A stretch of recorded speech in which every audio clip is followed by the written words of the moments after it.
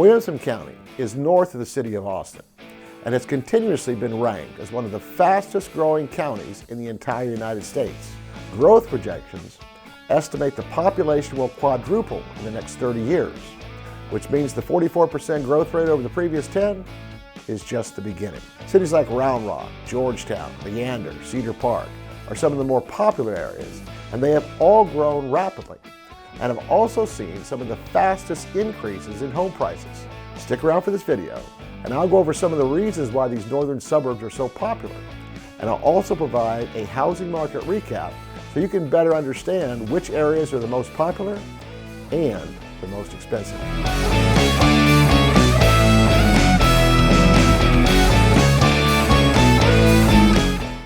The first thing that makes this entire area so attractive is what I'll call convenience. There are three major interstates that run north to south. I-35 runs right up the middle, 183 is to the west, and the 130 toll road is to the east. You'll also notice that I-45 runs east to west and connects all three of them. Now, most of these are toll roads, and there is minimal congestion, with the exception of I-35. What you'll find is from almost anywhere in Williamson County, you will have easy access to one or more of these major roadways, and they can take you any place in the Austin metro you might want to go, and most times you're not going to be stuck in traffic. As an example, the posted speed limit on 130 is 80 miles per hour. Another thing that makes this area attractive are the school districts. The Round Rock ISD and the Leander ISD are two of the biggest school districts, and they cover almost that entire northern portion of Austin. Third-party organizations who rank school districts consistently put Round Rock and Leander in the top 4 or 5 school districts in the entire Austin metro. Now, the other school districts in Williamson County, such as Hutto, Pflugerville, and even Liberty Hill north of Leander, are usually ranked in the top 10 by those same third-party ranking systems. Now, back in the old days, which is really only about 2 or 3 years ago, people used to buy in the northern suburbs because there were 1, plenty of new construction homes available, and 2, price points were significantly lower than in the city of Austin. Now, if you drive around out there today, you'll still see builder signs advertising starting at prices in the low 300s. But regardless of what the sign says, the historic 2021 buying frenzy has changed all of that. Based on numbers reported by the Austin Board of Realtors, for December 2020, the median price for the entire 5-county Austin metro was $450,000. We'll use that as a baseline to compare prices in these northern suburbs. To the east along 183 is Cedar Park and Leander. Cedar Park is closer to Austin and is a little bit more developed. The median home price there in December was $562,000, which was a 41.5% increase over the previous year and 25% higher than that metro median of $450,000. Now, generally speaking, the further out you go from the urban core, the lower the home prices. So if we go about 10 miles north along 183 to Leander, we will see lower median prices, but not significantly lower. In December, the median price in Leander was $540,000 versus the $560,000 in Cedar Park. Clearly, both of these areas are above the metro median of $450,000.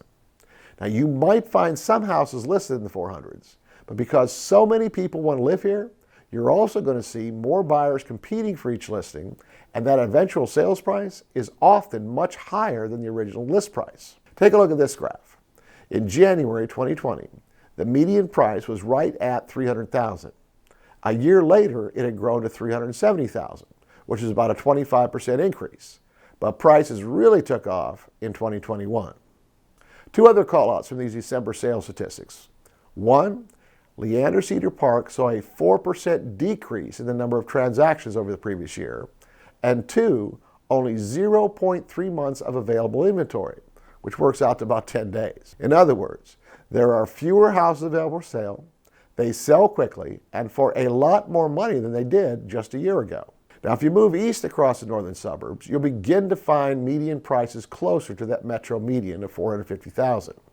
Places like Round Rock, Pflugerville, and Hutto all had lower median prices in December and also saw increases in the number of transactions compared with the previous year. Round Rock was about even, but Pflugerville increased 9.2%, and Hutto saw a year-over-year home sales rise 34%. Now, part of the reason for that big increase in sales transactions in Hutto was because of all the new construction in the area. So generally speaking, you're going to see prices in the low to mid 400s in the eastern portions of Williamson County, and prices tick up as you move west. By the time you reach Cedar Park and Leander, as we've talked about, those median prices get to the low to mid $500,000 range. Now, you can verify all of this by looking at builder communities in the different area. More times than not, the same builder will have developments in each of the northern suburbs. You may not be able to buy a house without going on their wait list, but you will find several examples of the exact same floor plan being offered in Hutto and Leander, with a difference in list price anywhere from $70,000 to $100,000.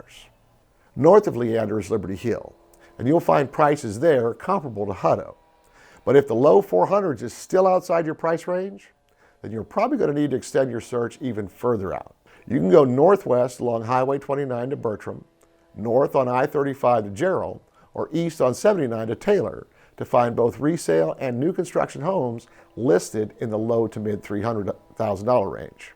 To sum up, Williamson County is in the middle of a massive growth spurt. There has been and there will continue to be a lot of new construction, but it's not nearly enough to satisfy the buyer demand. Some areas like Leander and Cedar Park have become more popular, and prices have increased there faster. Now, everyone's definition of affordable is different, but Williamson County does offer housing options for all budgets.